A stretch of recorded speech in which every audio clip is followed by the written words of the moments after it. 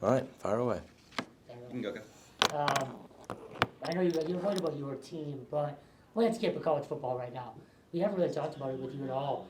First of all, just your thoughts in general, and where do you kind of see college football in 5, 10 years? Have you given it any thought? Yeah, I've given it a lot of thought. I have no idea. I don't know if anybody has any idea. And you're right. I mean, it's camp. I kind of read through some of the stuff when it comes out. People send me some stuff, but I got to worry about our team right now, and I would just be guessing to what happens because I have no other knowledge than what you guys have, and we'll see. Yeah. But it is very interesting, that's for sure. You've talked a lot about building depth over the years. Do you feel like you're getting closer and closer to where you want to be in that regard? Yes. For example, yesterday we ran 100 plays. Looking back at last year, at this time on the same practice, I think we ran like 60 to 65 because we didn't have the depth. And I used to have to take periods off at the end because we'd run out of guys. Now there's competition, and I just said that to the team out there again today. I mean, we have real competition. Certain jobs are not, like, they're not in stone. We've never been able to do that going through training camp. We can go threes, and then at the end of practice, we let the freshmen just do a 7-on-7. So we're getting older. We have more depth, competitive depth, and that's really cool to see. We have to do that. We got to get old, and we're starting to get there. So those were good. We just finished day 5, so tomorrow will be the players' day off by rule. I'm proud of the team, the way they came out practice, worked with each other hard. Those were tough days. Today was a physical, long practice. Yesterday was a physical, long practice. So yeah, we finally did, which is good. When do you have to start making those decisions in terms of depth? As we start scrimmaging Yeah. and getting the coaches off the field and stuff isn't scripted, we've done practice a little bit different this year. We installed a lot more early, so we're already through third down and high red zone. Usually we're probably just still on first, second down, maybe a little bit of third, because I want to get it done quicker so we can just start playing football, get the coaches on the sideline, no scripts so guys can't study what they're doing beforehand, make coaches call it, put pressure on the coaches, make them uncomfortable, put pressure on the players mentally, make them uncomfortable. Let's see who can not just physically play, but who can mentally get it done. You know, who can you count on? So we have some time, but the next 2-3 weeks, that's what I want to figure out, and those guys will play. We haven't talked much about Sheeta, but obviously a tough situation last year. First game to go down, tough to watch, and then now he's back. Just how about his resilience to fight back from that? I mean, he's been resilient. I think back to 2 years ago when we beat Georgia Tech at Georgia Tech, I thought it was the best he was playing. Those 2 games and that game, that he looked like a real guy, like an NFL guy.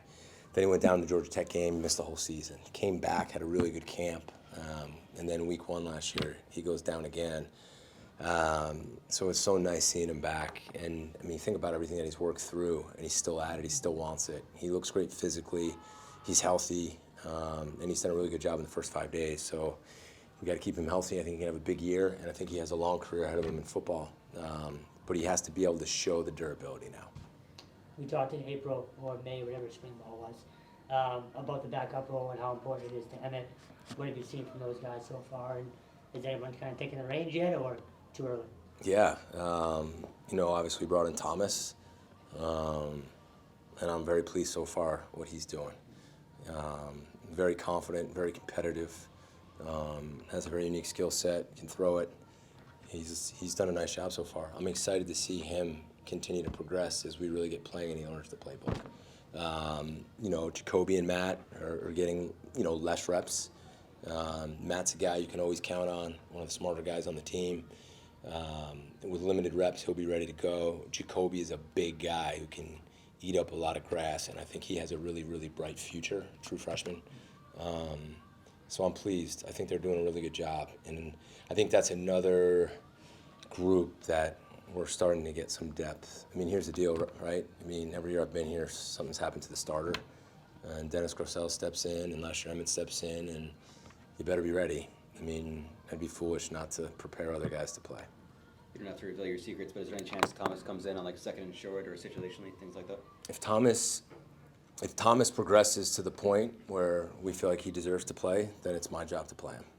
And I think that's fair to say for the entire team, which leads back to having depth. So if Thomas progresses and knows what he's doing and shows that he deserves to play, Thomas will play. I'm going to play the best players. And I say that to you, I say that to the team. I'm going to play the guys that give us the best chance to win, period.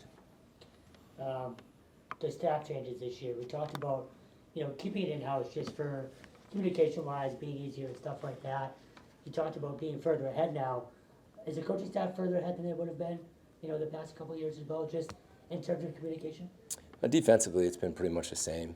I think the addition of Paul Rhodes is probably bigger than I thought. Not just a mentor to me, but to the staff. His new ideas, knowledge of the game, experience, and his relationships with the players. He's a good coach. I'm very glad he's here.